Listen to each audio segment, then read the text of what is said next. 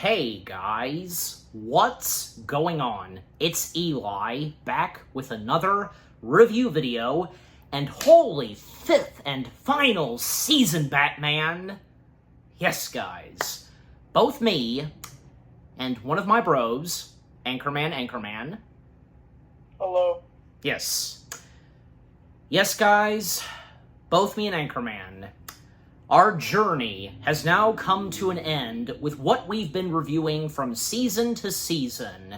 Yes, we have now finally made our way to the fifth and final season of The Batman.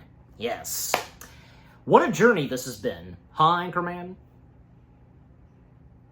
Yes. Yeah. And why don't we start with you? By all means, we shall start with you first. What are the first things you have to say about the fifth and final season of The Batman? I really enjoyed this season. I like how we finally see the Justice League in this show in full action. I like how we get almost each episode has something to do with a Justice League member, and Batman teams up with him. Mm-hmm. And I do like how we do get some episodes of just the regular stuff from the show. And I like how it all comes together this season. Absolutely. And, because how do you feel? Because, the fact that this was the fifth and final season, there could have been so much more we could have gotten, especially since we had brought in the Justice League and how the final episode ends off, where it felt like the door left off to more new adventures and such, but sadly, that was the fifth and final. I mean, how do you feel about that? Honestly, we could have gotten more, but they did continue the Batman comics at the time. Ah, yeah. It would have been nice if we gotten maybe different villains. If we did get a season 6, maybe we could have gotten Two-Face or Ra's al Ghul or Yep. More Justice League members. Maybe saw Wonder Woman. There you go. Yeah, exactly. But just, okay, so with anything else you've got to say about Season 5? I think it's a great season. Okay. Well, and as for me, because, with the fifth and final season of The Batman, well, the first things I have to say about Season 5, well, once again, it was no disappointment, and how each of the seasons, new changes, and which are good, and the show just getting better and better. Yeah, definitely, and for this being the fifth and final season, more things got awesome, epic, and such, and the fact that what was seen in the fourth season, a little tease of the Justice League, where we got our first appearance of Martian Manhunter, and at the very end of that two-parter episode, the Season 4 finale, then enter some members of the Justice League, the Watchtower, and all that, and how we would be seeing that in the fifth and final season, and seeing the rest of the Justice League members in each episode, and when the grand finale of this season happens, where they all come together, But other episodes, besides that, where, Batman, and whether if he would be, say, with Batgirl, Robin, or both of them, and different foes and old foes that they would come face to face with, and what each of these episodes have to offer with its storytelling, and how crazy sometimes some of these episodes would get, and with what's going on in each episode, and and it's crazy to think that, as things were getting better and better season by season in this piece of Batman animation, and to think that this was the fifth and final season, it's hard to believe, because, man, imagine if this did go on, maybe for 2 more seasons, I don't know, but like you said, Anchorman, at the time, this variation of Batman in the world of animation did technically kept on going, which, of course, being in the comics, so, I mean, that's a good thing to see. But overall, with what Season 5 has to offer, and again, for this being the fifth and final season, not a disappointment whatsoever. Okay, so, with the first things that me and Anchorman have had to say about Season 5 now out of the way, let us now dive in / break down the fifth and final season itself. And of course, what a great way to start off Season 5. And it wastes no time. And just like in the last two seasons, how the last two seasons waste no time introducing, say, Batgirl and Robin. Well, for the fifth and final season, because it's a two-parter episode, and it wastes no time to introduce us to Superman. Yeah, so, episodes 1 and 2, again, they're two-parters. The Batman/Superman story. Description / the story on part 1. Batman and Superman team up with each other when Lex Luthor begins his nefarious operations in Gotham City. And description / the story on part 2. Lex Luthor manages to get Superman under mind control, so Batman and Robin are forced to fight against him. Okay, so, yeah, parts 1 and 2 of Season 5. The Batman/Superman story. Again, just what a heck of a way to start off the fifth and final season, wasting no time to have Superman make his entrance in this piece of Batman animation, and the fact that the first two episodes of Season 5, they take place 1 year after the invasion of the Joining, and where Martian Manhunter and Batman first crossed paths. So, with the destruction and damage, the aftermath of Gotham City, well, its neighbor, Metropolis, is more than happy to, help reconstruct various parts of Gotham City, even Superman being involved in this as well, a donation and stuff like that. And Superman in The Batman being voiced by George Newbern. Yeah, I got his last name right. And also, we get the appearances of Lois Lane and Jimmy Olsen. Lois Lane in this being voiced by Dana Delaney, and Jimmy Olsen, Jack D. Cena.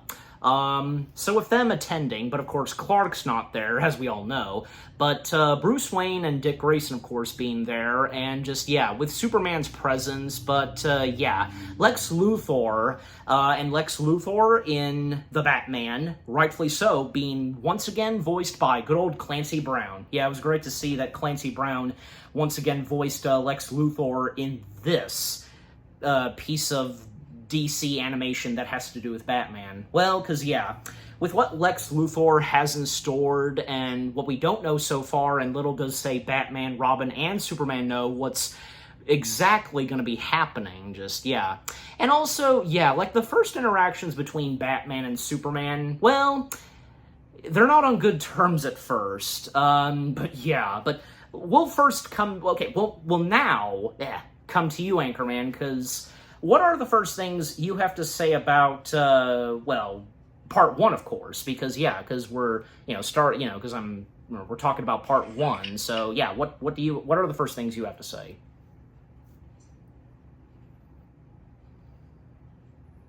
I like how it starts off with him. Mm-hmm. And I do like this incarnation of Superman. I like how classic he looks. And it's nice that George Newbern came back just to voice Superman in this episode. Yeah. Since he voiced him in Justice League. Right. Yeah.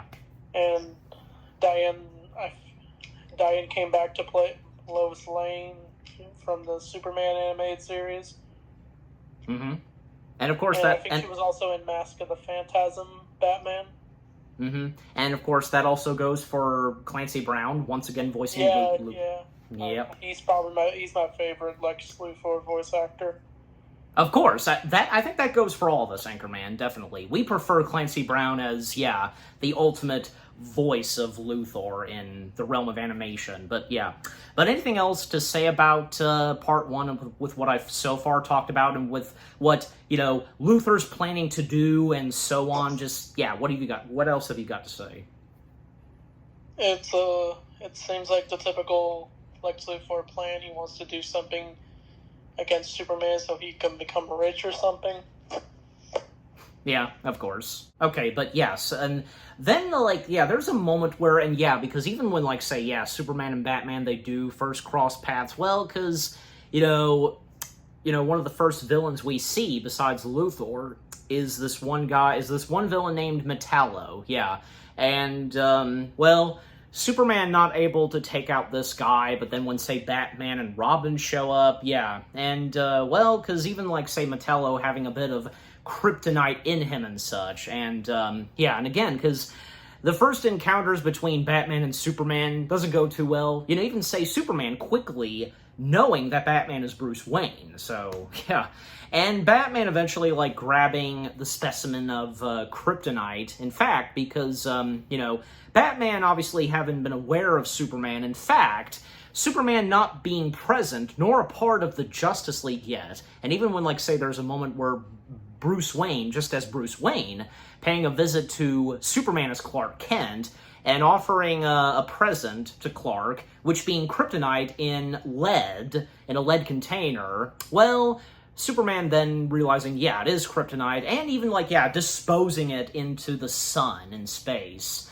And, like, say, there's a moment where, like, Lois, well, is captured by Clayface, because, yeah, more villains that we get in this episode, well, because we have Clayface, and once again, Clayface being voiced by Lex Lang, and yeah, this being Clayface number 2, whom would be the official Clayface.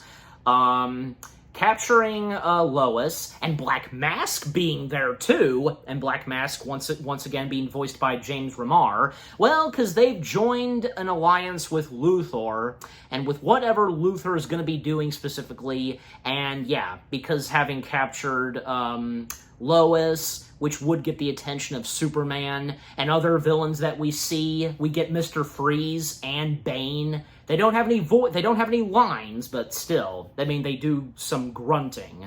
But yeah, Superman coming to save Lois, and yeah, it's so awesome just seeing Superman, you know, crossing paths and getting in a fight with some of the Batman villains, from Bane and Clayface. It's really awesome. And even when, of course, yeah, like, say, Batman and Robin show up, and, well, because with what they learn and discover about what Luthor's doing and such, just, yeah, but we'll now come back to you, Anchorman, because anything else you've got to say about Part 1?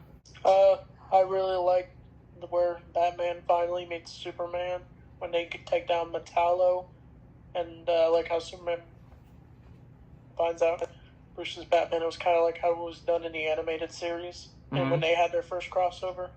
Yeah. And how do you feel about, like, with, like, say, the appearance of Metallo in the Batman? It was a cool appearance. We don't really get to see him often in animation. No. But obviously in the comics, you know, for one thing. And what about, like, say, yeah, some of Batman's enemies joining forces with Luthor and such, like, you know, from Black Mask, Mr. Freeze, Clayface, Bane, yeah, what's say on their appearance? It was cool to see them, but I wish they had, like, more voice lines. Yeah, because really, the only ones that got voice lines were, of course, Black Mask and Clayface, and all that we got of Mr. Freeze and Bane was just them grunting, so I mean, besides, you know, because, yeah, having Clancy Brown doing Luthor, so you might as well just lend him a line or two as Mr. Freeze. But, you know, that's just how it was. Not that we're complaining. But, yeah, I might as well just come straight to Part 2, because, and Anchorman, we can come back to you, because what are the first things you have to say about Part 2? This is where Batman has to fight Superman, because he's now brainwashed by Lex and Poison Ivy. Yeah, because Poison Ivy making an appearance, not getting any lines, but still, I mean, we kind of hear her making some noise, but still, the fact that she's being held hostage by Luthor, and she's a part of Luthor's evil scheme that requires her, and because of, yeah, the whole thing of Luthor taking mind control of Superman. But do you have anything else to say about, you know, about Part 2? First things you have to say, that is. Yeah, it was a good fight between Batman and Superman, and I think he has to use, like, kryptonite and the Batbot to take him out. Yeah, absolutely. Yeah, and especially since Lucius Fox, like, he made an appearance in Part 1, and yeah, because, yeah, with Batman taking down Superman, and Luthor attempting to escape, just, yeah, it was really great. Also, have to acknowledge Mercy. Yeah, Mercy, who works alongside with Luthor, and Mercy being voiced by Gwendolyn Yeo. I think, yeah, I'm getting her full name right. Do you have anything to say? Do we have any, do you have anything to say on Mercy? She looks more like a ninja, kind of like Lady Shiva Mm-hmm. from the Batman lore. Right. Mm-hmm. Okay. Yeah, but, yeah, because it's interesting, because with Luthor, taking control of Superman, and, via Poison Ivy's hypnotic powers and such, and, it makes you wonder, why didn't Luthor simply approach Poison Ivy instead of him just taking her hostage? You know where I'm going with this. Do you have any comment on that?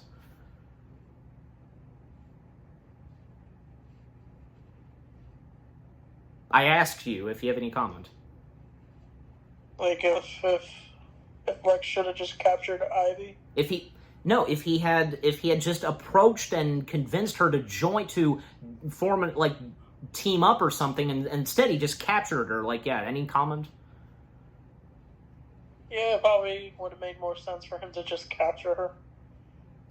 Oh, okay. And so I'm guessing, you feel that probably Poison Ivy would have not want to have joined forces with Luthor? Probably not. Okay. Alright, so that's that. But yeah. But just, overall, because with Superman, with what happens to poor Superman, but in the end, Batman and Robin managed to take down Superman being under mind control. They take down Lex Luthor. And, yeah, this is pretty much the last time we get Lex Luthor in the Batman. I mean, it would have been nice to see him pop up maybe one more time, and hey, maybe he could have teamed up with more of Batman's enemies. Most prominently, the Joker. We've seen that before, but, turned out fine. And the fact that, now finally Superman giving in and now being a part, officially, of the Justice League, But just overall, with what the first two episodes, and being a two-parter, the Batman/Superman story, what those two episodes had to offer, and what a heck of a way to start off the fifth and final season, did not disappoint, And great to see Superman make his entrance and debut in the Batman, Alright, so, now with that out of the way, Episode 3. Now we come to Episode 3, which being Vertigo. So, description / the story on Vertigo. Well, I'm trying to pull it. Okay. Batman teams up with Green Arrow to battle the balance-altering villain Vertigo, who has a diabolical plan. So, well, we once again get another member of the Justice League appearing in the Batman. Well, because, this time, Batman and Robin, who does appear in this episode, join forces with Green Arrow. Yes, this is where we first see Green Arrow in all of his glory and action and such, and taking on, well, obviously, an enemy of Green Arrow's, and that, of course, being Count Vertigo, and Green Arrow in the Batman being voiced by good old Chris Hardwick, and Chris Hardwick, he's voiced Green Arrow a bunch of other times, and I most prominently remember, Chris Hardwick voicing Green Arrow, it was in Lego Dimensions, I'm pretty sure. And Count Vertigo, the main antagonist of this episode, being played by Greg Ellis. But because, the first interactions, when Batman and Robin meet Green Arrow, in fact, because, Anchorman, remind me, because Green Arrow's actual name is... Oliver Queen. Thank you, Oliver Queen. I don't know why that slipped out of my head for a moment. Thank you. Jeez Louise. Well, we have those moments, but... and actually because they do first off meet, not as their heroes, their other identities, they do first meet as well, them being Bruce Wayne, Dick Grayson, and Oliver Queen. Especially at this hospital, because something that's going on with some of the people in Gotham City, little do they know what's actually going on, and Oliver Queen being there in attendance, but eventually, they would meet as their hero identities, as Batman, Robin, and Green Arrow. And, well, doesn't take too long for each of them to know that they are Bruce Wayne, Oliver Queen, just, yeah. And also, like, yeah, when they encounter Count Vertigo, because they start to feel nauseous and just, yeah, because with what Count Vertigo does, just, man, it's crazy. But we'll now come back to you, Anchorman, because what are the first things you have to say about Episode 3, Vertigo? I really like this episode. I like Green Arrow's appearance. I like his, they gave him the more classic design where he's got his hat. Yeah. And he looks like an archer. Mm-hmm. And I like how they go up against Count Vertigo, one of the more obscure villains of DC. Yep. And we do learn about Green Arrow's backstory, which I thought was nice. Mm-hmm. And remind us, because, like, I'm sure you know this, because what exactly, like, with what Count Vertigo does in this episode, with his powers and such? He's able to, like, I think he, like, poisons a bunch of kids. Yeah. And he, like, has hypnosis as his powers. Even, like, say, causing some of them to feel queasy and, like, hurting their heads, you know what I mean? Just... Yeah. Yeah, that too. Okay, and might as well, yeah, talk about, like, say, Green Arrow's backstory, Oliver. I can take it from here, because, yeah. And because after, Batman... Green Arrow and Robin, like, and Green Arrow being in the Batcave and such, and they know each other, whom they really are, well, Green Arrow going into some background on how he became who he is, the Green Arrow, and his first encounter with Count Vertigo, because, yeah, years ago, because before he would become Green Arrow, Oliver Queen was, riding in his boat out in the ocean when, yeah, his first encounter with Count Vertigo, and Count Vertigo just screwing around with Oliver Queen and using the powers to just, like, hurt his head and just so on and make him nauseous.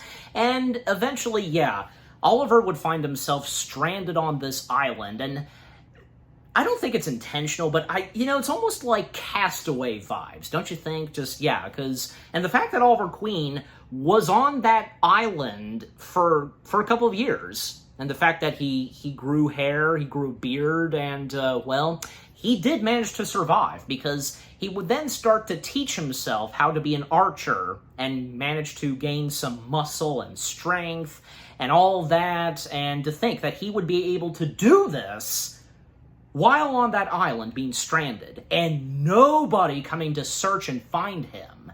But eventually, and at some point, and after all that time he spent training himself, becoming a full-blown archer, and who he would become, which being the Green Arrow, well, eventually, one evening, yeah, a boat would be out at sea, and, Oliver, grabbing some fire and, waving it to get the boat's attention, and yeah, from there on, because he would find himself back to land, and yeah, then he would have, of course, become the Green Arrow, as we all know. But coming back to you, Anchorman, because, anything else you've got to say with, seeing Oliver's background / origins and how it's done in the Batman? It was really good. It follows his origin in the comics really well. Mm-hmm. And don't I like how it goes from him surviving and then having to go back to his city. Yeah. And don't you think so, too? Because definitely it's, like, not intentionally, but, like, and if you think so, too, with what I said, like, a bit of Castaway vibes, don't you think? I guess.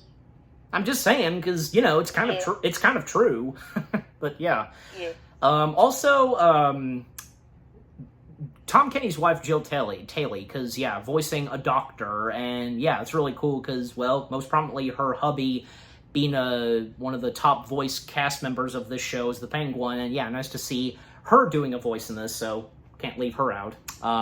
But yeah, just overall, because with Green Arrow, Batman, and Robin joining forces and managing to take on Count Vertigo, and with how Count Vertigo is done in the Batman, and with what you said, Anchorman, just, really well done.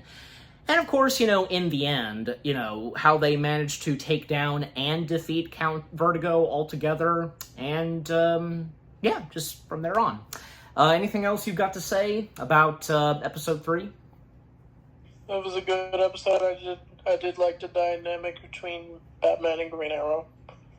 Mm-hmm. And They got a lot of similarities. Absolutely, yeah, absolutely. You're right on that.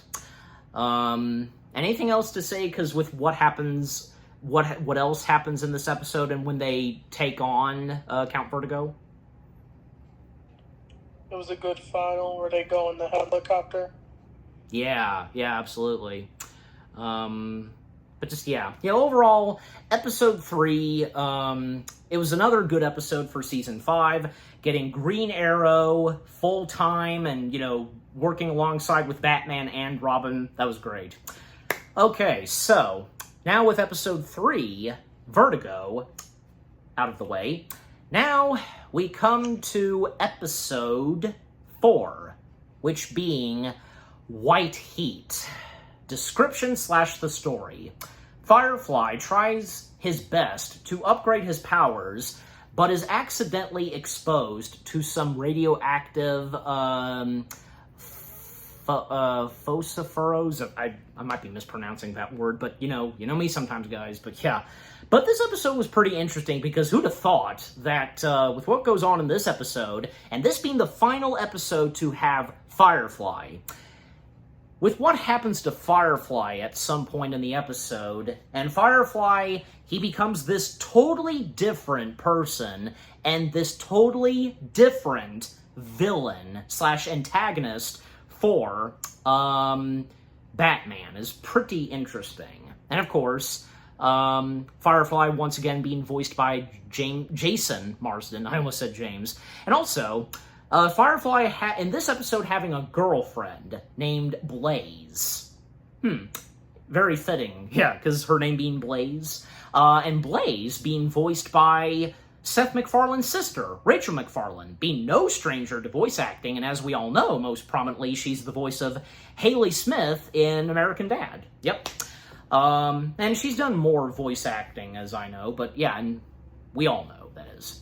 But okay, and yeah, just like with what this episode has to offer, and with what happens to Firefly at some point in this episode, and him being affected, and he becomes this entirely different person, more powerful, still having flames to him, but something yet different. Just it's interesting. Okay, we'll now come back to you, Anchorman. What are the first things you have to say about episode 4? I like this episode with Firefly. It's crazy that he becomes a nuclear reactor in this episode. Yeah, pretty much. And anything else you've got? I guess his girlfriend was nice. I was surprised she's voiced by Rachel McFarlane. Mm-hmm. A Family Guy, American Dad. Yes. Actor in this show. Yep. And yeah, because and do you know how to pronounce? Because do you know how his new villain name, Firefly's new villain name, is specifically pronounced? I don't remember exactly. Yeah, me neither. But just overall, in this episode, and the fact that Batgirl does appear in this episode alongside with Robin and Batman, so we have all three of them together taking on Firefly, who's become this entirely new villain. Yeah, it's pretty interesting, especially how, as this episode proceeds, Firefly is enjoying this too much, and it's discomforting his girlfriend Blaze. And Blaze, at some point, knowing that, Firefly is not who he is anymore. Totally. And even when, say, it breaks Blaze's heart to have to turn against her boyfriend, and even technically joining forces with Batman, Robin, and Batgirl in order to take down Firefly. And it's understandable, but yet at the same time, still heartbreaking. Definitely is. And just, because the rage that goes through Firefly, and the powers he unleashed, and not to mention that Batman, he wears a new suit, and specifically to take on Firefly. And what did you think on that, Anchorman? Coming back to you, because with Batman wearing a new suit, and to specifically take on Firefly with new powers and such. He probably made it just to sell more toys, which I guess is okay. But the costume does look nice. You could say that, maybe, but come on. I mean, besides maybe that, the new Batsuit in this episode still looked pretty awesome, so, yeah. Yeah, it does look cool. It does. But overall, yeah, eventually in the end, Batman taking on and defeating, as well as Batgirl and Robin helping out some, as well as Blaze, all of them managing to take down Firefly, no longer Firefly, technically, and just, yeah, and by this point, him being imprisoned, and yeah, even like, say, at the very end, you know, it's over between him and Blaze being very heartbroken with whom he has become. Not the man that she was in love with from the beginning, and with what happened to him, being infected and such, you know, with the radioactive stuff, just, yeah. And again, this being the last episode to have Firefly, man. And to think, is this being the last episode, and we had just seen Firefly with new powers and becoming a new villain, just, yeah. Oh well, I mean, it is what it is, but yeah. But coming back to you, Anchorman, do you have anything else left to say on Episode 4, White Heat? It was definitely a good episode where Batman has to fight the nuclear reactor Firefly, and it's almost seemed impossible to defeat him. Yep. And hey, that's a good way to put it. The nuclear radioactive Firefly, just, yeah. But yeah, just, you know, overall, Episode 4, White Heat, it was pretty good. A pretty good episode, and to round off the character of Firefly in the Batman, but the fact that he no longer is Firefly, becoming this new, entirely different villain, just, yeah, and very tragic, definitely very tragic. And especially with the involvement of his lady, yeah. Okay, so, now with Episode 4 out of the way, Episode 5, A Mirror Darkly. Description / the story. The Flash arrives in Gotham, and he and Batman try to prevent Mirror Master from trapping people in their own mirror images. Okay, so with Episode 5, A Mirror Darkly, yeah, well, again, and as I read in the description / the story, The Flash, now it's his turn being in an episode of The Batman, and where he joins forces with Batman. And the villain that they take on, well, obviously, you know, being an enemy on the side of the Flash, which of course being Mirror Master. And the Flash in the Batman being voiced by Charlie Schlatter, I think, yeah, I'm saying that right. And the antagonist of this episode, Mirror Master, being voiced by John Larroquette, I think hope I'm getting his last name right. Yeah, just, it's very interesting with what goes on in this episode, and with Batman and Robin joining alongside with the Flash, and the interactions that each of them have, and with what Mirror Master specifically is doing in this episode. And also, can't forget to mention, because, yeah, Alfred, of course, once again being in Season 5, and another character by the name of Smoke, yeah, being voiced by Amanda Anak. I'm saying her last name right. But Anchorman, we'll come to you, because what are the first things you have to say about this episode, you know, which being Episode 5, A Mirror Darkly? I really like this episode. I really do like the Flash. It's fun to see him in this show. And I do like Charlie Schuster as the Flash. He would go on to voice him in the Lego Batman games. Yeah. And he was the voice of Flash in the his appearance in the Superman animated series. Mm-hmm. Yeah, that's right, yeah. And what say on, Mirror Master, and, you know, him being the antagonist, and with his presence in the Batman? I like Mirror Master. He's definitely a good Flash villain. Mm-hmm. And anything, because with what Mirror Master specifically does in this episode, that you have to say? He, like, clones Flash, Batman, and Robin. Yes, that's right, because somehow Mirror Master, you know, managing to make clones of Batman, Flash, and Robin, and, you know, starting with Batman, and how, you know, managing to be very quick and fast, and, yeah, to take down the actual Batman, Robin, and Flash. And when we see the clones of Flash and Robin, and having the same kind of power and strength that they have, and even when, like, say, each of them would talk later on in the episode, and with, Mirror Master still, going to be, like, causing mayhem in Gotham, and, with the powers he has and placing various mirrors, just, yeah. But, of course, as we all know, Batman, Robin, and Flash coming together, and in order to figure out and to take down Mirror Master and Smoke, and anything, do you have anything to say on the character of Smoke, by the way, Anchorman? Isn't she like a henchwoman though? She is, yeah. Yeah. Yeah. I was expecting to just see Mirror Master, but I guess it's cool he has a partner. Yeah, nothing wrong with that. But yeah. I mean, yeah, because I just, don't want to leave out the character of Smoke, of course. But yeah, Smoke, pretty good henchwoman to Mirror Master. And yeah, with Smoke working alongside with Mirror Master and with what Mirror Master is going to be doing in this episode. But, just overall because, like, yeah, just seeing Flash in action with Batman taking on one of the Flash's enemies, which being Mirror Master, is great. Again, just figuring out how to specifically take down Mirror Master, and just, yeah, really great. Even, like, yeah, like a few moments where, Alfred, having some interactions with Flash, and even, like, say, making a lunch large enough to satisfy Flash's appetite. That was great.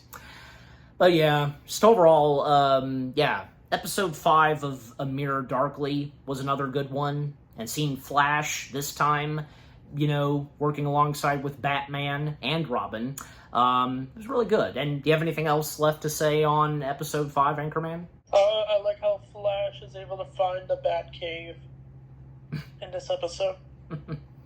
Yep. And is that the last thing you have to say about the episode? I think so. Okay. All right. Well, yeah. Again, overall, episode 5, A Mirror Darkly, another good one, and seeing Flash and Batman, and alongside with Robin, joining together and taking on Mirror Darkly. And very quickly, because with the various villains whom are villains of, say, this DC character, that and that, well, it would have been awesome, and it makes you just wonder. And because if this had kept going for maybe 1 or 2 more seasons, we could have seen more characters like maybe Killer Frost or Captain Boomerang or something. Just and what do you think of that, Anchorman? Because from other villains, from say Flash, Hawkman, or Superman, what do you think of that? It would have been nice if we got different villains. I would have liked to see the Reverse Flash. Yeah, the Reverse Flash. Yeah, that's a big one. Or say Zoom, for that matter, too. But just again, and how we, both me and Anchorman, had said at times, and in our past reviews of the seasons of the Batman, how it would have been great if we would have seen other villains from Batman's side. And when the Justice League stepped in, we would have seen more of their villains, their enemies. But, it is what it is in the Batman, and not that we're complaining, just, yeah, not making a huge deal about it. And I'm sure the same would go for you. Okay, so with episode 5 out of the way now we come to episode 6, Joker Express. Yes, Joker once again, obviously, appearing in the Batman, and with what he has in store this time. So, description / the story on Joker Express. The citizens of Gotham are mysteriously unable to stop laughing as they drop stolen goods into the river. Now, with what goes on in this episode is pretty interesting because, yeah, Joker managing to make, I'd say probably a good majority of the citizens of Gotham, even say Barbara / Batgirl, managing to laugh, and under Joker's hypnosis and causing them to laugh, stealing some stuff from stores and such, and taking them straight to the bridge and dropping them into the river in Joker's boat, and yeah, all of them laughing, and poor Barbara because this affecting her. And it would turn out that it would also turn out that later in this episode, Joker's planning to blow up Gotham City. And even when, like, say, yeah, we do, of course, see his very own Joker choo-choo train. Yeah. But, yeah, so, yeah, luckily for Batman and Robin, you know, it's not affecting them, surprisingly. But it did affect Barbara / Batgirl, and yeah, because with what goes on in this episode, and yeah, Joker again appearing in this episode, being the main antagonist of this episode, Gordon making an appearance, and also a few other characters, Chuck being voiced by Jim Meskimen, if I'm saying his last name right, a great voice actor. He's done so much other acting stuff. And Monica Richardson voicing Harriet. Yeah. It was just a pretty interesting and wild episode for the Joker with what he's planning to do this time in Gotham, and, you know, by making people laugh, stealing some stuff at stores, and they go to him, and with his choo-choo train, and gonna set off bombs in Gotham, just, yeah, crazy. But we'll now come to you, Anchorman. What are the first things you have to say about this episode? This episode is crazy. It's like Batgirl. Mm-hmm. It's affected by Joker, and she starts laughing like crazy. And then later, the whole Bat family starts laughing when they go into the subway. It kind of reminds me of the episode The Laughing Bat. Right. And is there anything else you've got to say about the episode itself? The Joker riding a train was funny. Yeah, and the fact, because literally, the front of the Joker train literally has his face on it. Obviously it would, but yeah.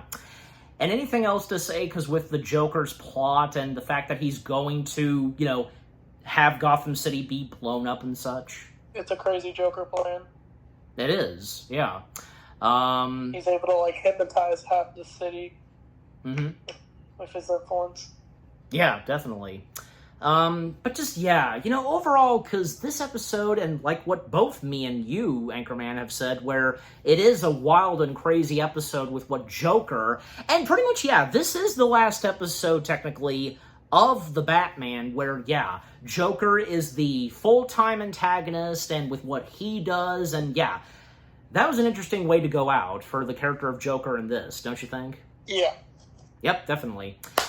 Yeah, but just overall, Episode 6 itself, Joker Express. A very interesting, wild, and crazy episode that centers on Joker. Yep. And in the end, Batman, along with Robin and Batgirl, managing to take down Joker. Alright, so, with Episode 6 now out of the way, now we come to Episode 7, and this is actually one of my favorite episodes, and I've said this before, Penguin's one of my favorite Batman villains, and the episodes that center on Penguin in this variation of Batman in the realm of animation have been some of my favorites, and this one especially, yeah, in Season 5. So, Episode 7, Ring Toss. Description / the story. Green Lantern sends his magic ring to Batman to prevent Sinestro from taking it. Unfortunately, the Penguin manages to recover it.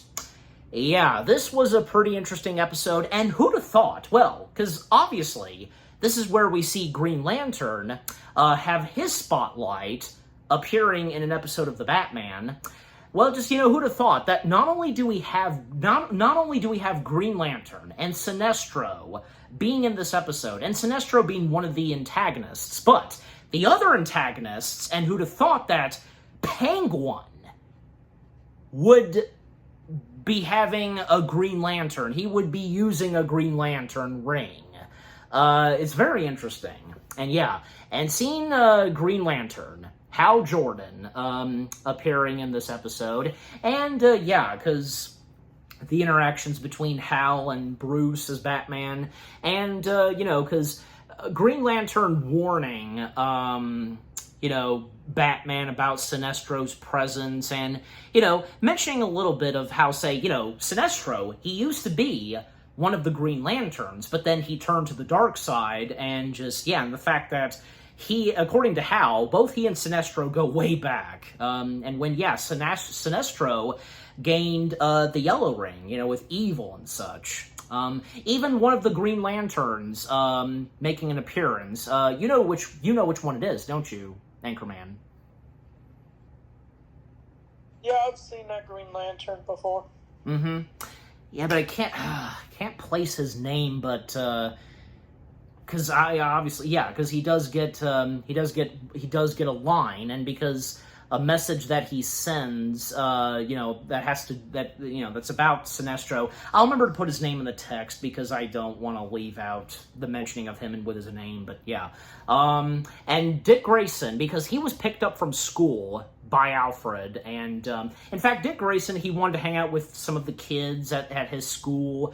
One of them just being credited as Boy. The boy being voiced by Zach Shada. Yeah, if I said his last name right. And Dick Grayson meeting Green Lantern. It turns out that Dick Grayson is a fan of Green Lanterns. And for the first time, Dick learning what Hal Jordan is like, that he can fly. Like, not only can he fly with the Green Lantern, but just as himself, he's a test pilot. And yeah, because as we know, the character of Hal Jordan, before he would become the Green Lantern, he was a pilot, test pilot and flying jets and planes, So already having that flying thing in him. So Green Lantern, again, warning Batman about Sinestro's presence, and if anything is to happen, he will send his Green Lantern ring directly to Batman, and from there on. Meanwhile, Hal making his way to the Gotham airport, and yeah, sure enough, boom, Sinestro showing up and trying to take the ring from Hal, but yeah, even when, say, Green Lantern is trying to take on Sinestro, yeah, and with all the stuff that they're using, and they're forming, but also, from taking, say, a chopper and such, it was just awesome. But in the end, Green Lantern is taken down by Sinestro, and before Sinestro can get his hands on Hal's Green Lantern ring, well, he tells his ring to go to Batman, and from there on. So Sinestro does not get his hands on the Green Lantern ring yet.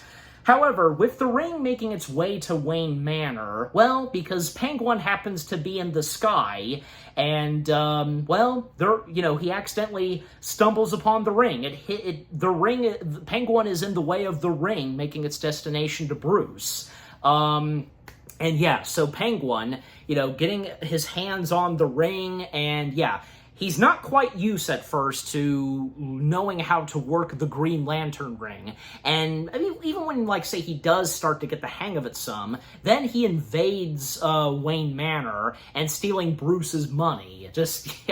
And of course, Bruce and Dick realizing that, it's Green Lantern's ring, Hal's ring.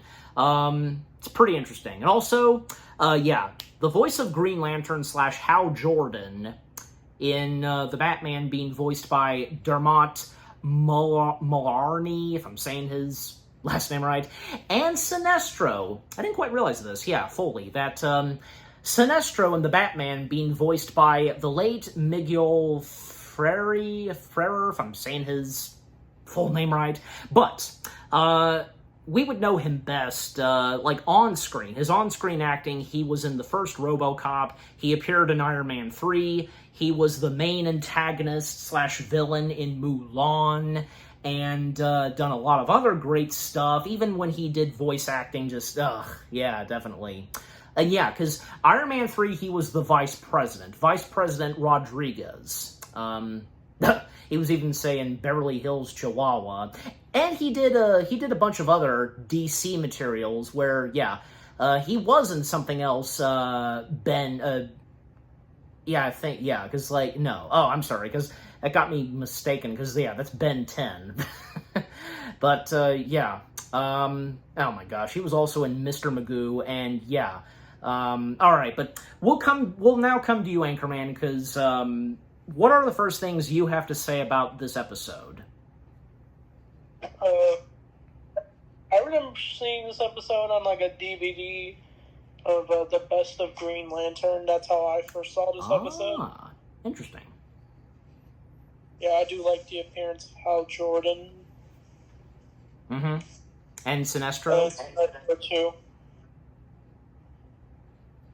Mm-hmm. And how do you feel, because, the fact, Penguin getting his hands on the Green Lantern ring from Hal Jordan? I kind of have this nitpick where, the Green Lantern ring's supposed to choose somebody, but it seems like in this version, it can just work on anybody. Yeah, I mean, not that I'm complaining. I guess it's fine. Just, It would have been cool to see Penguin or Batman in a power suit, but I guess they didn't want to put in the money for that. But that's okay, I guess. For the budget of the animation, probably. But yeah. But yeah, just, with what goes on in this episode and to continue on with this episode, just, yeah, it's pretty interesting. And when Sinestro and Hal Jordan, they learn, that, where the ring is, and when Sinestro's trying to get the ring to himself, attacking and chasing the Penguin, and, poor Penguin, because not really having the full knowledge how to use the ring, but, at times he does pretty well using the ring, but still, not fully. And again, just Sinestro going after the poor Penguin, and when Hal Jordan steps in, helping out Batman and Robin, and eventually when, Batman then wields the ring, taking it from Penguin, and, because, Penguin thinks that he's let off the hook, but well, of course not, because, he's going back to Arkham Asylum. And, seeing Batman wielding the ring, the Green Lantern ring, and seeing him fly, and taking on Sinestro, and in the end, Batman taking down Sinestro. It was really awesome, and because Sinestro being in the clutches of Green Lantern, and we'll go back to the Lantern Corps and such, just, it was really awesome. And do you have anything else to say on this episode, Anchorman, and with what I've now talked about? Yeah, this is a pretty good episode. I like Batman using the power ring for a little bit. Mm-hmm. He would, in Batman Brave and the Bold, the next Batman show, Batman would wear, a Green Lantern suit in that show. Mm-hmm, absolutely. But yeah, just, overall, episode 7 being one of my favorite episodes of season 5, Ring Toss was a pretty good one. Okay, my bad, because no, Joker Express was technically the second to last episode that centers entirely on Joker. This one is, because, this is where we fully have Joker as the antagonist and with what he does in an episode of The Batman. So that being episode 8, The Metal Face of Comedy. Description / the story. The Joker's mind is downloaded into a computer, allowing him to control the new Wayne Tech nanobots, and create a new and improved body that attempts to destroy Batman, Robin, and the original Joker. Yeah, this was another pretty interesting and wild episode. You think that the Joker Express one was enough? Well, with this one, once again, so much is happening, and again, our bad because, Joker Express was not the last full episode of The Batman to center entirely on Joker. This is, so our mistakes. Ugh. That's not the first time something like that's happened, even for, because others who do reviews, just, Anyways, with what goes down in this episode and the fact, because, Joker, this time, gaining access to a game and, with the use of the nanobots at Wayne Tech, and Joker getting in contact with Marty Slack. Marty Slack, who's this ultimate gamer, and who's actually been, playing an online game with Dick, and the fact that Dick Grayson, his game character is Nightwing.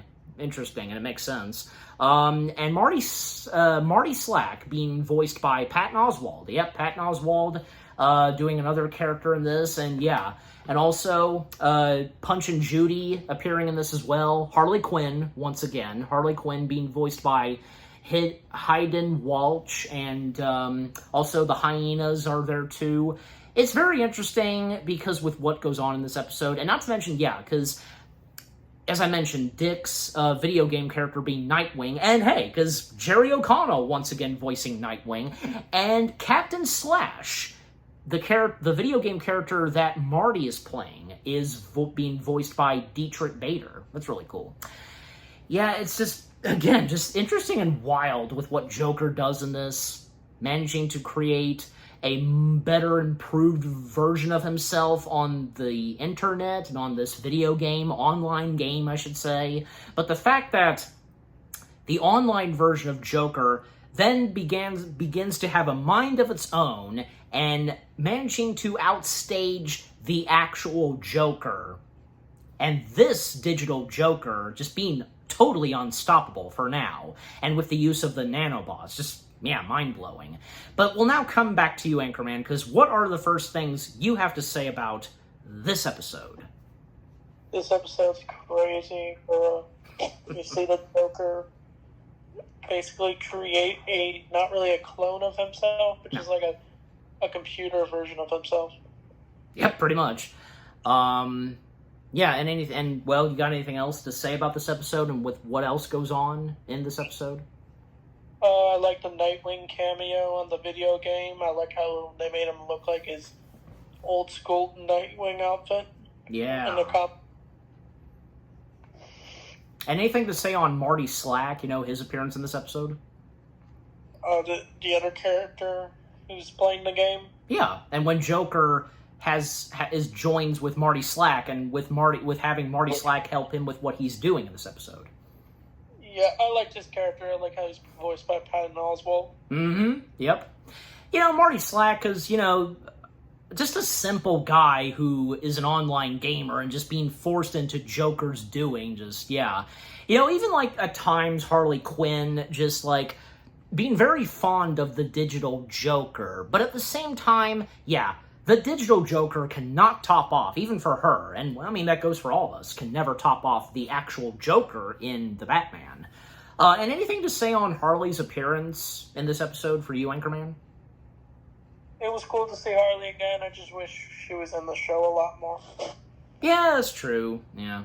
But yeah, and just with what else goes on in this episode, just seeing the digital Joker, even at times, managing to duplicate himself, taking down Batman and Robin at times, managing to, shrink their Batmobile, making it disappear, or him growing large. He can, poke his eyes out, or shoot blasters from his crazy hair, all of this. But in the end, with Batman and Robin managing to take down the digital Joker, and in the end, digital Joker finding his way and being stuck in the online game and is about to get his butt kicked by, Nightwing and such. Oh, that was great. Yeah, but, yeah, so this being the last episode to center entirely on the Joker, because, yeah, with the first one being Joker Express, that one was crazy and wild, but good. And this one, same thing, but man, this was definitely a big, wild, and crazy last episode for the Joker in this. But yeah, just overall, episode 8, yeah, The Metal Face of Comedy was a pretty good one. And very quickly, do you have any last words to say on this episode, Anchorman? It's a good final episode of the Joker. Mm-hmm. Definitely. Yep. And also, yeah, that goes for Harley Quinn, and like you said, yeah, wishing we could have gotten more of her, but at the same time, it was totally fine with how much we got of her in The Batman. But anyways.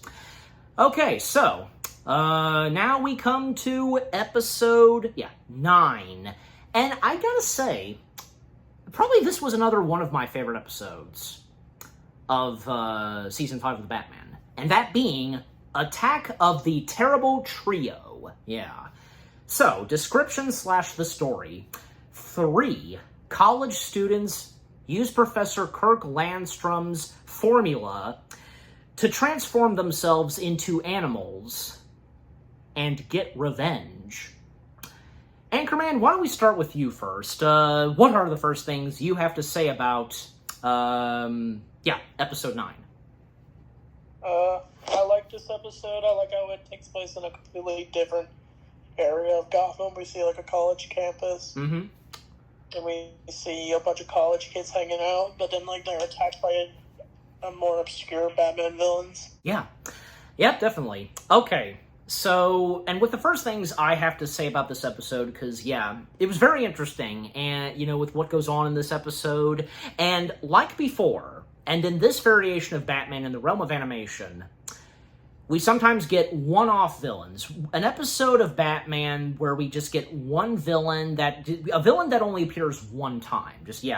And in this one, very interesting, because, the fact we haven't seen Dr. Kirk Landstrom, whom is Man-Bat, we hadn't seen him for quite a while in the Batman. He makes an appearance once more in the Batman in the 5th and final season, and these new threats in Gotham that are basically animals. One that's a fox, one that's a vulture, a bird, and one that's a shark is pretty interesting. Because I really enjoyed this one, and again, I feel as though that, besides Ring Toss, this was probably another one of my favorite episodes to be in, to come from Season 5, that is. Because, out of nowhere, and because like what you said, Anchorman, because, we center on an entirely new location in Gotham, which being this college, and which, by the way, Barbara happens to go to this college. Because it turns out, because again, 3 college students out of nowhere, they start to attack, these people, including the college students. And, again, one being a fox, one being a bird, and a shark, and the one that's a fox, being named David, and David being voiced by, coincidentally, they both share the same first name. David Faustino, if I'm getting his last name right at all, I don't know, again, you know me sometimes. Amber, who, obviously turns into the bird, the vulture, being voiced by Gray Delia. Yep, that's her. And Justin, the one that turns into the shark, Googie Gress. That's his first name, who voices Justin. Because, they're obviously the bullies of the high school. Well, kind of. But even, say, when, David, because David getting picked on by this new member of the high school named Jake. And boy, because David, Amber, and Justin, they have some plans stored for Jake and what they're going to do to Jake. Especially when, we learn, and when Barbara and Batman discover this, that, somehow, these 3 college students, they've gained these patches that have the formula that came straight from Dr. Kirk Landstrom, a.k.a. Man-Bat. And, by the way, Jake, whom is technically this tough guy and who bullied David, Jake being voiced by Star-Lord himself, Chris Pratt. And obviously, this is way before, Chris Pratt made his way into the realm of, comic books and, most prominently, Guardians of the Galaxy. Especially at that time, he wasn't making a big name of himself, and when he did this episode. It's interesting going back and seeing that, Chris Pratt, he was a part of this. Interesting. But but with what David, Justin, and Amber do in this episode, and, because the evil schemes that they unleash, and when, they affect Jake by placing a patch on him, Jake turning into a gorilla. And even when with Batman and Batgirl present at the high school, and at one point Jake grabs Batgirl in his clutches, a bit of King Kong vibes, pretty much, and just, it's crazy and awesome at the same time, and, and also, and to speed things up some, and with this episode, David, Justin, and Amber, they're planning to unleash a lot of what comes from the patches and such, to unleash to, these crowd of people at this, football stadium to create an army of animals. And luckily for Dr. Kirk, not wanting to go back to the ways he was before and being Man-Bat, he actually does help out Batman and Batgirl some in this episode. And where, Dr. Kirk is starting to redeem some, and that's good to see. But we'll now come back to you, Anchorman. Anything else you've got to say about this episode? I like how they are able to find out who the trio is, and I was surprised Chris Pratt was in this episode. When I saw it, I was like, wait, what? He was in the Batman? Yeah. This is like way before he became Star-Lord. Yep. And like I said... He was also in Ben 10. No, go ahead. He was also in Ben 10. Yeah, that's right. And like I said, keep in mind, because at that time and when he did a voice in the Batman, he wasn't, like, a huge, big name until, a couple of years later, so... But yeah. But anything else to say on the episode, and with what the 3 college students are going to do, most prominently David, like, making others become animals, Yeah, he tries to do it, but then Batman tries to stop him, but then he accidentally hits himself with the chemicals, and he becomes like a giant beast.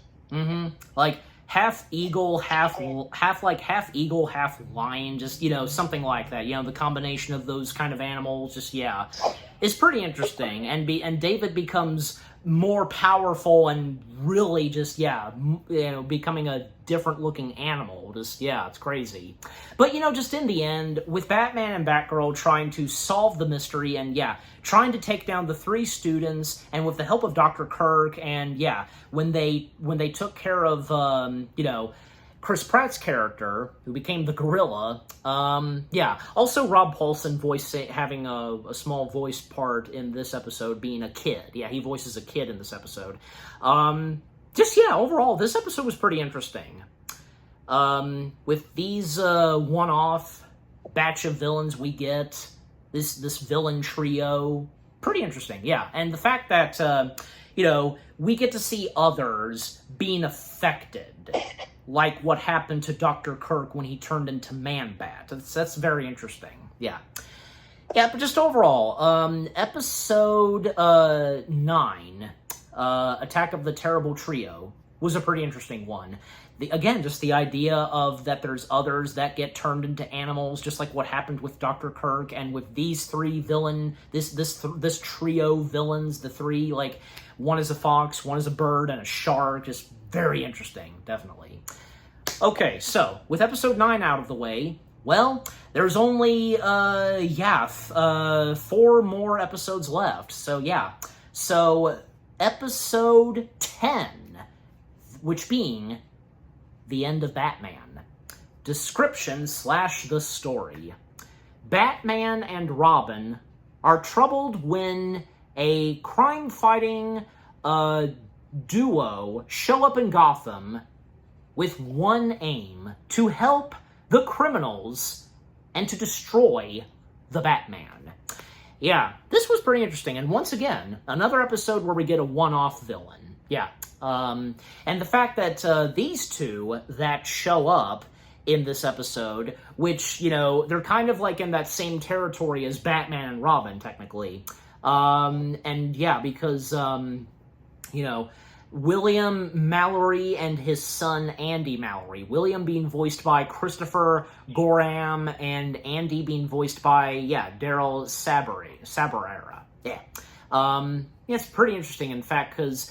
Well, just so happens that Bruce and Dick, they know who they are. They've been friends with them, but little do all of them know, because, they're technically now enemies as their alter egos and such. And even when, like, say, some of the villains become aware of what's going on with these two crime-fighting beings, and even when, like, say, they took down, like, Joker and stuff like that, it's pretty interesting. But we'll come back to you, Anchorman. What are the first things you have to say about episode 10? This episode's really good. I like the evil Batman and Robin they go up against, and the costumes look pretty cool. Yeah, that's a good way to describe them. Evil Batman and Robin, so... And anything to say on, the characters themselves, which, their actual names being William and Andy, and the fact because they've been friends with both Bruce and Dick Grayson. Mm-hmm. Yeah, anything to say on that? They were friends. Yeah. But eventually, at some point, that's when William and Andy, they start to realize and discover that, Bruce and Dick, they are Batman and Robin, and they're plan and determined to take down Batman and Robin, and to reveal to the public who they actually are. And even when they get the attention of some of Batman's enemies, from Joker, Penguin, Killer Croc, and Scarface. Yeah, because all of them make an appearance in this episode, and yeah, Killer Croc once again being voiced by Ron Perlman, and Scarface once again being voiced by Dan Castellaneta. Yeah, it's pretty interesting. Also, Sally Galt, yeah, because can't leave off that character, and Sally Galt being voiced by Catherine Fiore, if I'm saying her last name right. Anchorman, do you have anything to say on the character of Sally Galt?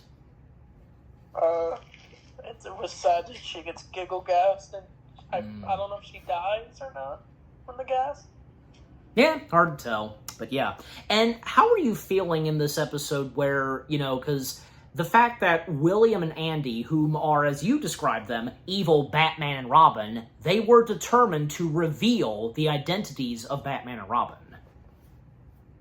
It was crazy, like they almost lost their superhero life because of them. Yeah. But it all gets stopped by the Joker because he wants to continue his game with Batman.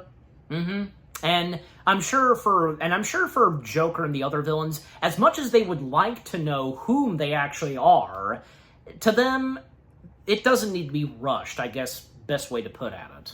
And yeah, because just seeing, good Batman and Robin going against evil Batman and Robin was pretty interesting. And like I said, where they all discover whom they actually are behind those masks, and with William and Andy determined to take down and to reveal whom Batman and Robin actually are, and with some pretty cool fighting between each of them, but just in the end, they lose, and taken into custody, William and Andy, and, well, even with them going into Arkham Asylum and such, that's not going to stop them from revealing whom Batman and Robin actually are, until, as you mentioned, Anchorman, the Joker stepping in once more, and throwing some laughing gas at them, and yeah, this does definitely prevent William and Andy, the evil Batman and Robin, from revealing whom Batman and Robin actually are. Pretty interesting, yeah. And what a heck of a way to go for that episode to end off. But yeah, and any last things to say on this episode? It's crazy that the Joker basically lobotomized the two, just so he could Batman's identity. Mm-hmm. And it seems very fitting that, it was Joker that he technically saved the day, from preventing Batman and Robin's identities revealed. So yeah, give that to Joker at least. But yeah, just overall, episode 10, the end of Batman, that was a pretty interesting one. And again, another episode of Batman where we get a one-off villain, and with all the other enemies of Batman getting tangled in, and that was good. Okay, now we come to the third to last episode of Season 5. Episode 11, What Goes Up?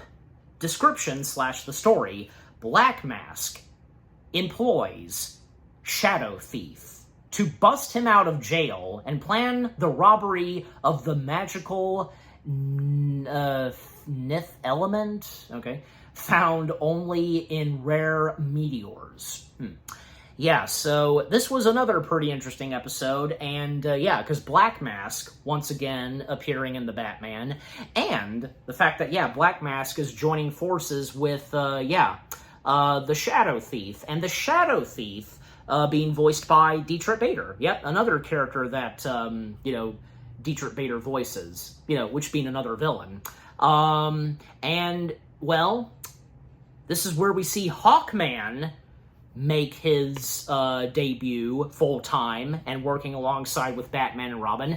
And I kept forgetting this, and that's awesome, because Hawkman in the Batman is voiced by the T-1000 himself, Robert Patrick. Oh, that's awesome. And who'd have thought that the T-1000, the main antagonist of Terminator 2, would be voicing Hawkman, one of the members of the Justice League. That's freaking awesome. But just, because with Black Mask, and actually, because the way the episode starts, because those at Arkham Asylum were determined to officially take off Black Mask's Black Mask. But thanks to the Shadow Thief preventing that from happening and freeing Black Mask. And yeah, because with what they're planning to do, stealing like these meteors, with the element and such, yeah, very interesting. And yeah, with Batman and Robin obviously being aware of what's going on, and yeah, when Hawkman steps in and joining forces with Batman and Robin. It's really awesome. And also, the new number one working with Black Mask being voiced by John Moreno. I think I might be saying his last name right. And also, some of the other voice cast members like Cruator, if I'm saying his name right, being voiced by Peter Jessop, and Warden being voiced by Robert Clotworthy, and Tech 2 being voiced by Lex Lane. Yeah. But we'll now come to you, Anchorman. What are the first things you have to say about episode 11? I like this episode. I like Hawkman's appearance. Mm-hmm. I think he's more obscure. Not really. He's more part of the Justice Society of League. Uh-huh. But it was cool to see him in this show. I like his design. Yeah, definitely. And how they go up against Black Mask. And the Shadow Thief, yeah. And the Shadow Thief, too, was really good, too. Yeah, and I was about to ask you, because, anything to say also on the Shadow Thief in this? He's cool. I like how he can blend in when he tries to steal the jewels. Mm-hmm.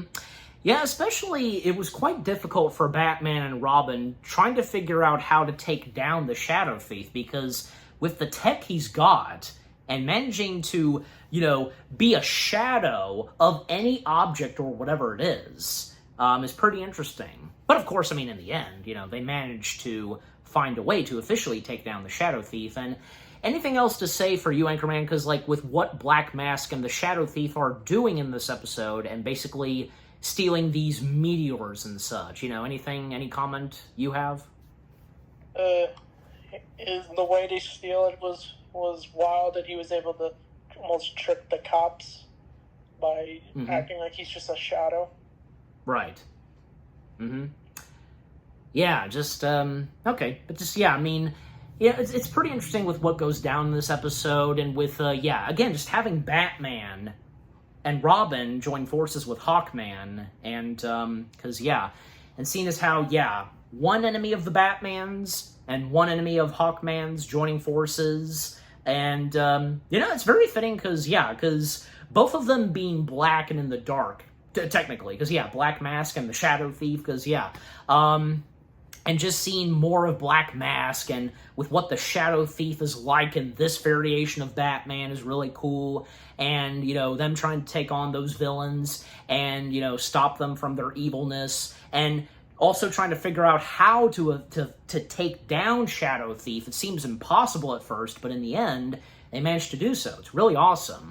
Because managing to damage his technology, the tech he's got to make himself as a shadow, that was great. But anything else for you, Anchorman, to say on episode 11? What goes up?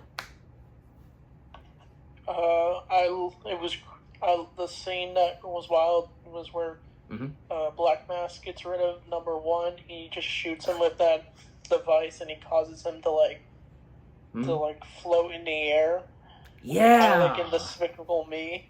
Yep, pretty much. And that's another thing, because the meteor's managing to make those float into the sky, and would probably make their way to space. Yeah, it's crazy and scary at the same time. And the fact that even it hits Robin, and Robin's this close to dying when he's going to make his way up to space. But luckily for Hawkman, he saves Robin's life, and just with what those meteors do, it's crazy. But again, in the end, with all three of them joining forces and taking down each Black Mask and the Shadow Thief, it's really awesome. Yeah.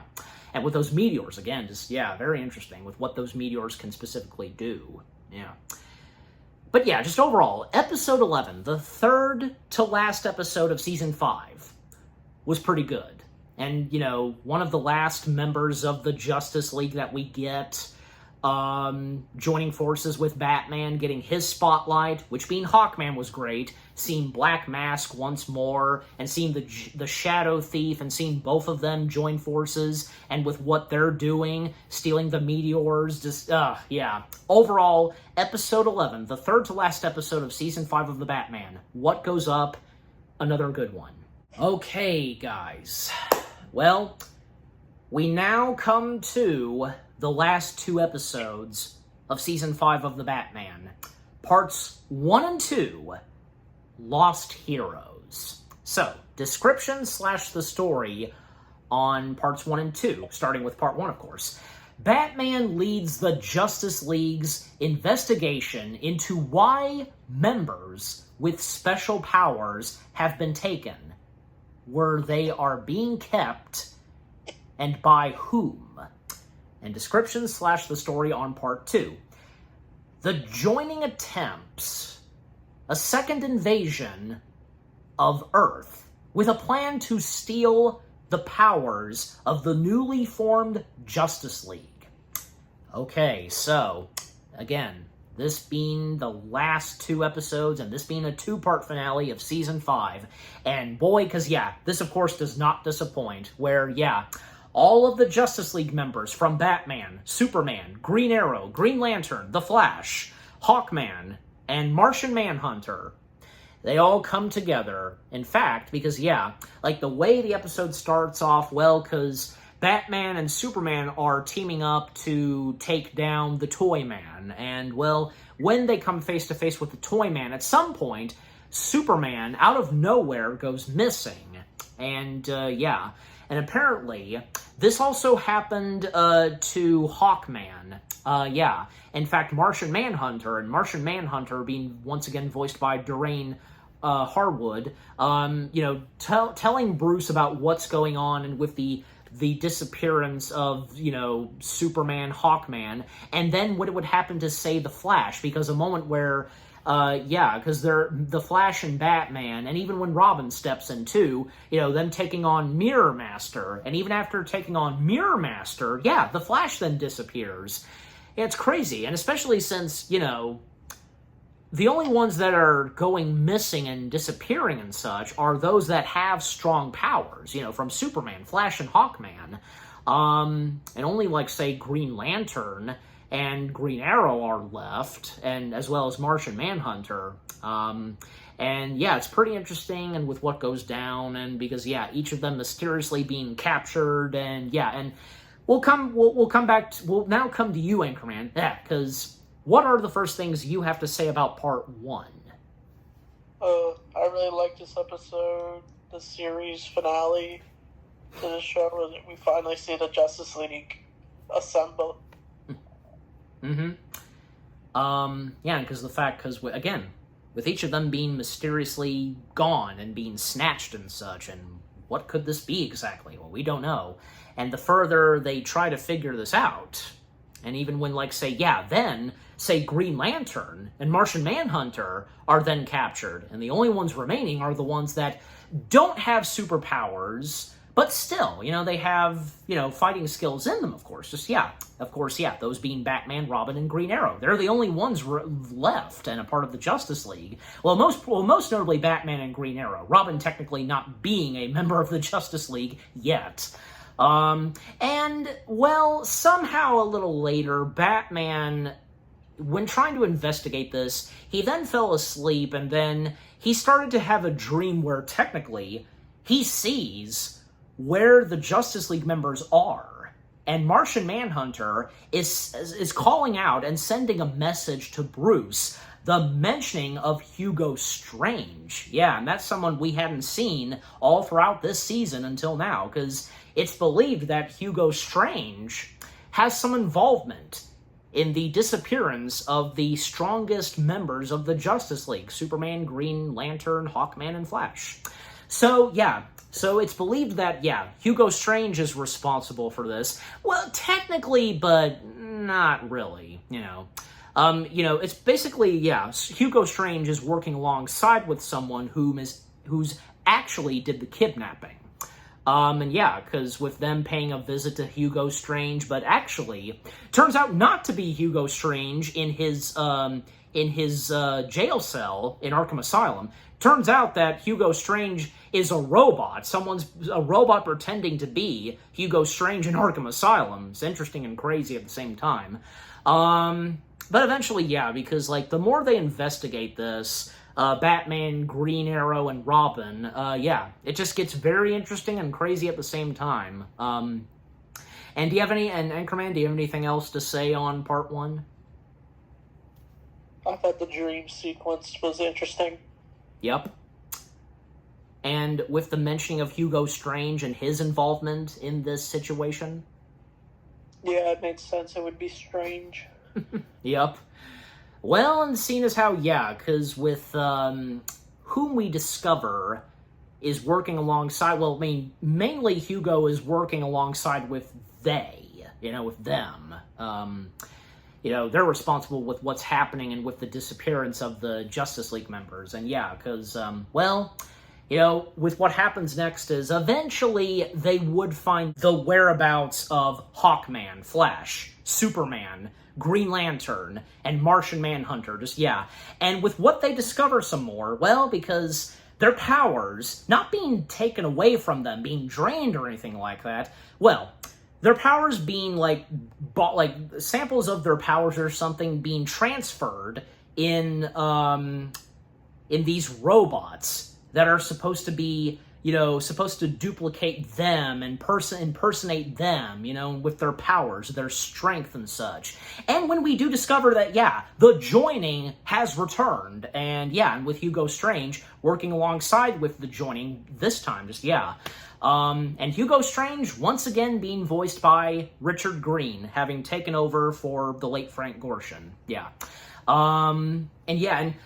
Because we're technically already making our way to part 2. And in part 2, great to see, because Batgirl appearing in this and helping out all of the heroes. But we'll come back to you, Anchorman, because what are the first things you have to say about part 2? It's a great season, series final to this show, where we see the Justice League have to learn to not use their powers because they've been stolen, but they gotta work together to take down their robot versions of themselves. Yeah, I remember that now, because, with their powers, because their powers being drained, but eventually, of course, they would get their powers back, and, because their attempt to take down the robots, but further on, when, say, they have to use, specific weapons and such to take down the robots that have their powers. In fact, Batman having weapons that can take down them, because, that's kind of an awkward situation, but, still. Good thing he had those weapons, and for this to happen, what a coincidence. And like I said, Batgirl stepping in, which is great to see, and this is, the first time, because we do have Batgirl and Robin, technically, together with Batman, with all the members of the Justice League, and as I recall, she didn't, from Robin and Batgirl, they didn't meet every single member of the Justice League, but until now. I mean, because most of the time, because only Robin, most notably, was there with Batman when each of the members of the Justice League popped in and joining forces with Batman and also Robin. But Batgirl, she only having met Martian Manhunter, but now this time she's met all of the other members and working alongside with them. Even when good for Batgirl where she's actually helping out Martian Manhunter in order to take down the giant ship and all of the joining robots. And with Professor Hugo Strange, still, him working alongside with the joining, and in exchange, technically, Hugo wanting to have full knowledge of the universe, and by the main member of the joining putting that in Hugo Strange's head, and geez Louise, because the aftermath of that, he's screwed up in the head big time, even, with what Martian Manhunter can tell and sense. And by looking inside Hugo Strange's head and to figure out, the specifics of how to officially take down the joining. But coming back to, like, say, when, they're trying to take down the robots that have their powers, well, because, it was really cool just seeing that happen and, the weapons that they're using to take down them, and just, in the end, managing to take down those robots that act like them and with their superpowers. However, little did they know that, that was just, like, bait, and it was, like, distracting them. Like, they weren't the main focus. The robots that gained their powers. The main focus being the entire army of the joining showing up for, a full-blown invasion and seeing a big spaceship out in space. Just crazy but awesome at the same time. And coming back to you, Anchorman, with what I've said so far, up to now, of Part 2, what do you have to say this time? It was cool the way the Justice League were able to take down the robots by using some of their weaknesses against them. Yeah. Until eventually they just smashed their way through them. Yep, pretty much. Do you have any comment on, like, say, Hugo Strange? In exchange, wanting knowledge of the universe, but man, he screwed up in the head. Is anything on that? That sounds like something he would do. Want to gain all the knowledge in the world.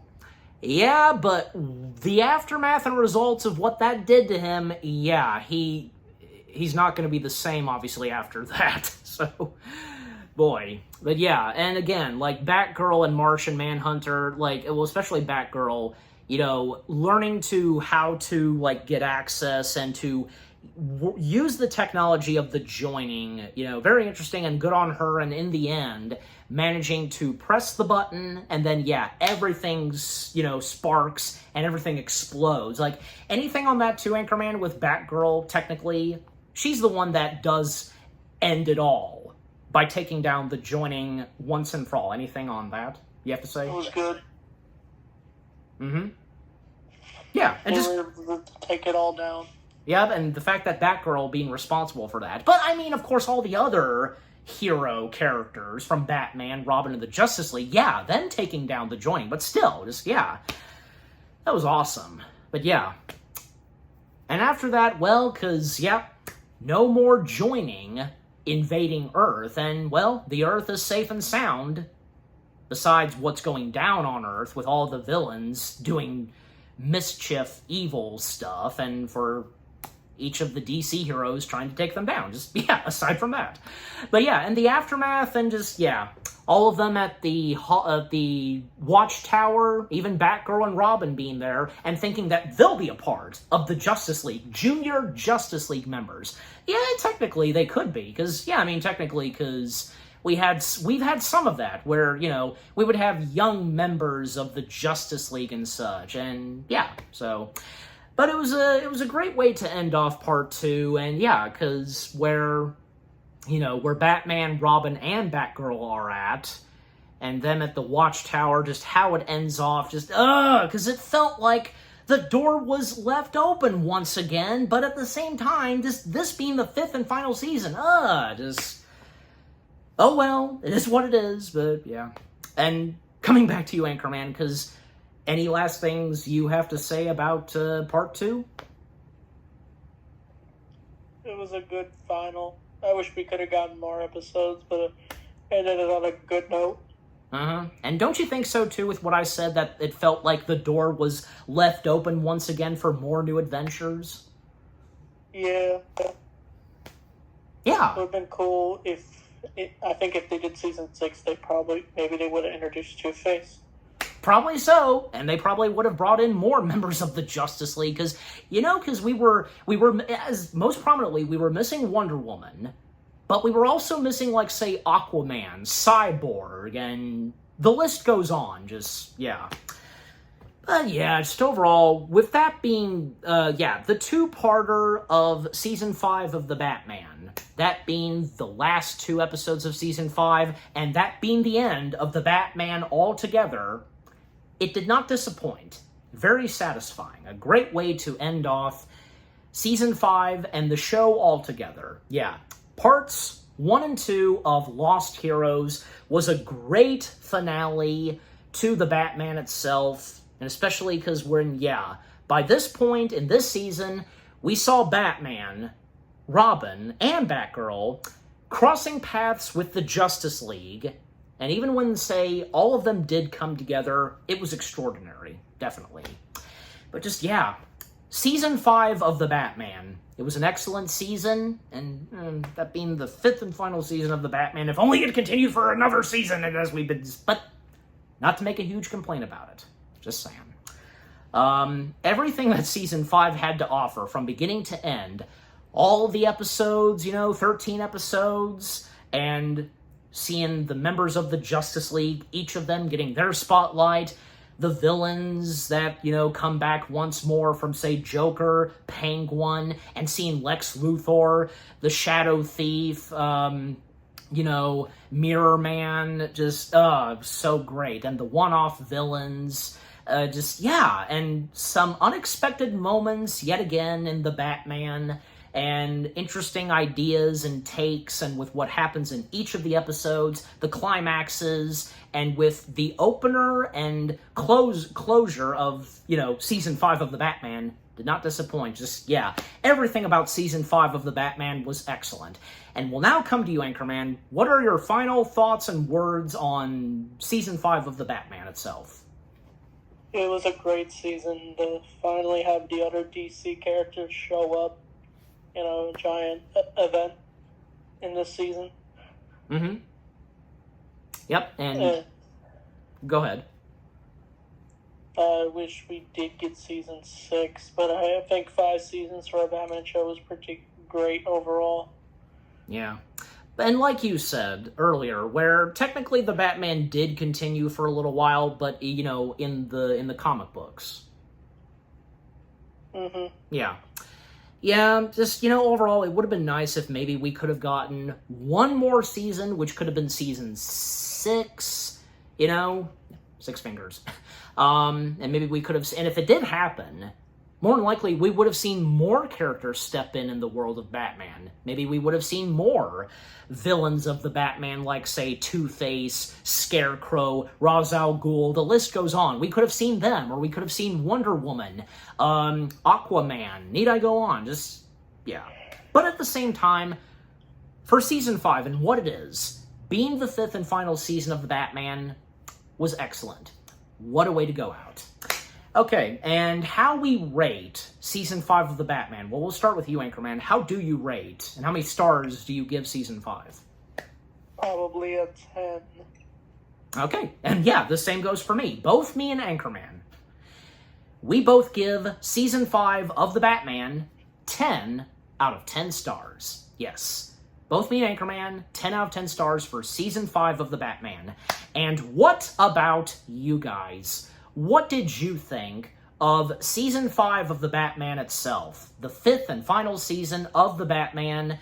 Were you sad at the time that this being the 5th and final season, are you like me and Anchorman? Do you wish that maybe it could have gone on for at least one more season or two? Have you read the comics that came after the show came to an end altogether? Which were some of your favorite episodes? And the fact that we get the entirety of the Justice League, each of the members getting their spotlight in each episode, and until the very end of Season 5, they all come together. And aside from the Justice League, like, other episodes like the one-off villains with what Joker, Penguin, they do, and all the others that appear in Season 5, Overall, what do you think of Season 5 of The Batman itself, and with what me and Anchorman had to say about it, our review, and what did you think of our review of Season 5 of The Batman itself? Leave comments and give this review video a like, as always. And so, with all that being said, thank you very much for watching. We hope you guys enjoyed our review of Season 5 of The Batman, the 5th and final season. More review videos are coming your way. They're going to be awesome. Keep looking forward, and we will see you guys in the next video / review. And guys, with all that, me and Anchorman reviewing the entirety of The Batman from Season 1 to 5 has come to a close. What a journey this has been. Yep, the fact, because we reviewed all 5 seasons of The Batman, talking about each episode the very best we could. This was a lot of fun, don't you think, Anchorman? Yeah. Yeah. Do you have anything to say? Because with the journey that took us reviewing all 5 seasons of The Batman. It went by really fast. I'm glad we got to review it. Yeah, because that whole thing, where it's like time flies by and just because it feels like yesterday we started on season 1, but just And as for me, because like you said, it went by quick. It felt like it went by quick because, like I just said, it felt like just yesterday we started on season 1. But because this was a lot of fun, we did our very best, the best we could, to review all 5 seasons of The Batman. The chance to dive in, talk about each of the episodes that come from the 5 seasons, and just with what this piece of Batman animation had to offer was pretty interesting. An interesting, different take on the Batman in the realm of animation in a good way. And because with what this world of Batman was like, with its characters, the look and design of the characters, some interesting episodes and takes on the characters, and when very later, and as each of these seasons were coming out, things got interesting, better, and awesome, and, characters that we would see in the later seasons, like, most prominently, the Justice League, that being incorporated into this Batman piece of, this piece of Batman animation, I should say. And with the great talented voice cast members, what they brought to this piece of Batman animation, and just, what more do we have to say? Just overall, it was a lot of fun reviewing the entirety of the Batman itself, from seasons 1 to 5. It was fun, definitely. And look forward to what me and Anchorman will be reviewing next. So, and Anchorman, thanks for being a part of this journey, us reviewing the entirety of the Batman from seasons 1 to 5. This definitely was one heck of a journey for both of us. Yes, it was. And I look forward to what we'll do next after this. So, any last words from you? Say goodbye, Goodbye. He says that. For me, again, we thank you very much for watching and being a part of this journey. Me and Anchorman reviewing all 5 seasons of the Batman. Just, all I can say is, thank you so much for watching. Again, hope you enjoyed, and we will see you guys in the next video / review, like I said before, but So, take care, and until me and Anchorman review another piece of Batman / DC animation material, peace out.